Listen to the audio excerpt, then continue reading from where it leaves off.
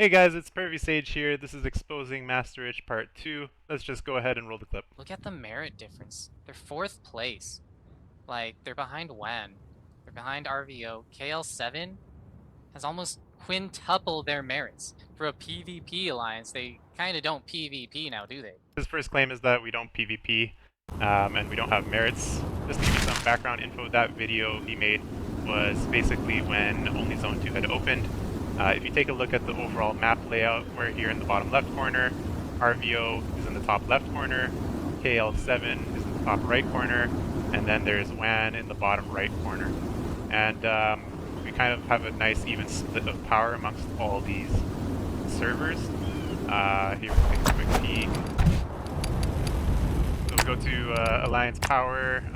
We're in the middle of fighting, so we've actually been able to retain a lot of our power at 7 bil. These two were at 7 bil power at the start of the season as well, so RVO and KL7. And WAN was around 5.5 billion power, so they're kind of the weaker ones out of this bunch. Yeah, Zone 2 had opened, and what happened? Basically, WAN fought once with us, then they surrendered, so they surrendered their Zone 2 with us, that's why they cut off from the Spire. It was such an easy fight that we decided to let them keep the rock. And it didn't really make sense for us to bully them because they wouldn't come out to fight anyways. It was kind of just one-sided. So we won that zone. We didn't have any more fighting on this side. On our other Zone 2, same thing. We kind of pushed up, and they didn't even enter the zone. RVO was more focused on fighting KL. They wanted to starve us of PvP, so they didn't engage with us. So we won both of our Zone 2s, but we didn't get to fight much, and we don't merit farm. So yeah, it makes sense that for an alliance that isn't merit farming and doesn't have anyone to fight, that we would have the lowest merits. But, you know, time progressed. Zone 3 also no fight. Zone 4, we had saved all of our towers. We purposely didn't build much in Zone 1, and we used our shells to expand so that when Pass 4 opens, we could really push deep into the zone and even reach KL, which we hadn't been able to fight this entire season up until this point. So what happened? We basically pushed RVO to some bridge choke points here. We cleared them out of the zone.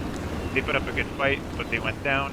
And I don't really believe in locking people on the gate. I like to give them some space, so if they want to kind of mount up and fight again, they have the ability to do so.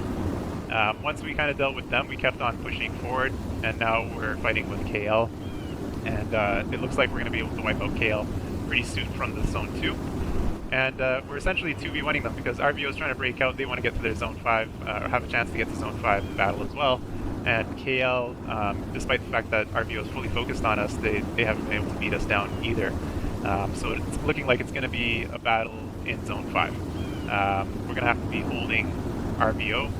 And it looks like WAN and KL are actually allied. If you look at their Zone 2, they're kind of holding hands here with all their towers, and there hasn't been any conflict.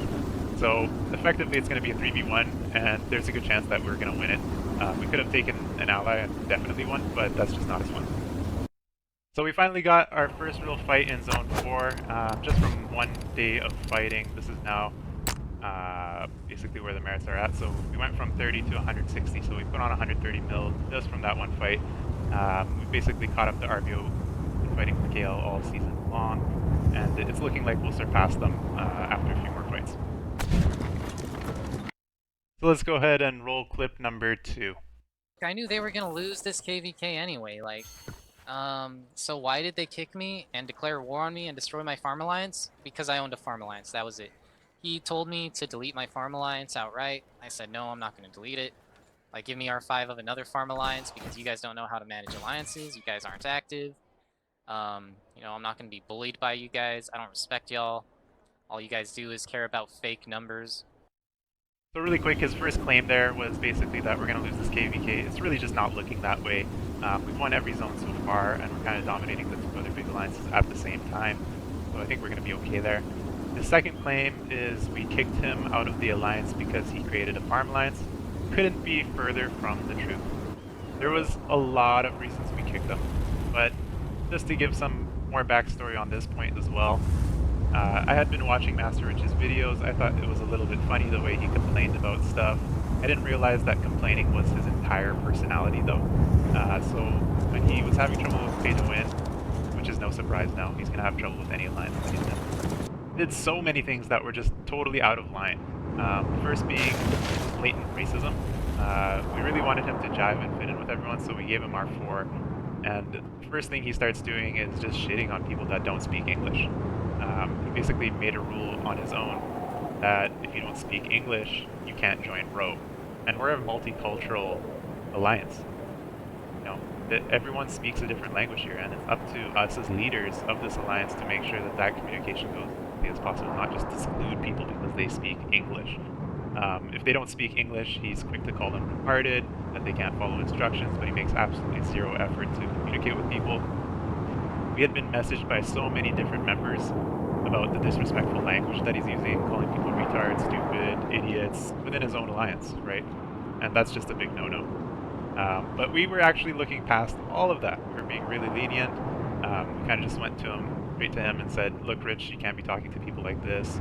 Be a little bit more polite when you're talking to your teammates. But it just became case after case the same thing. Just him being rude over and over, him being racist, looking down on non-English speaking people, looking down on anyone that has low power. He has a bit of a superiority complex.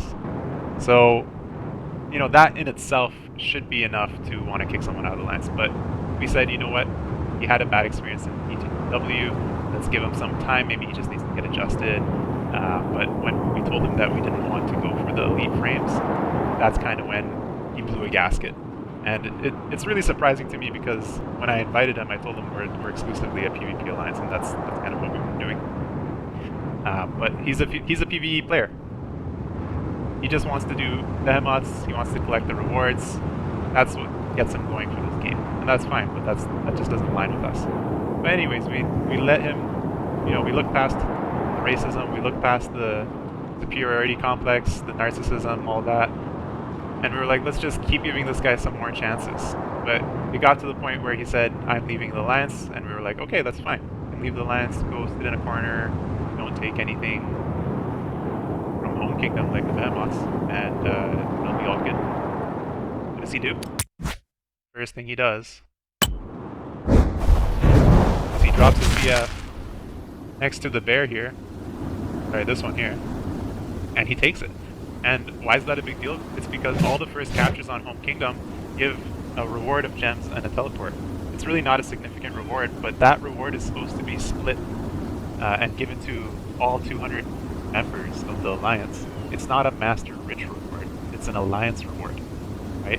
You have the option to stay in the Alliance and, you know, chill, but instead he wanted to make this a Master Rich reward. He placed the CF here, he took the bear, and on top of that, he took it to the Alliance. You know, when he first dropped his CF, we were like, let's just wait and see what happens. We were even being lenient. I mean, like, who would put up with this kind of disrespect? He made an alliance with the description, KD75 is full of retards, just play some trees, don't worry about it.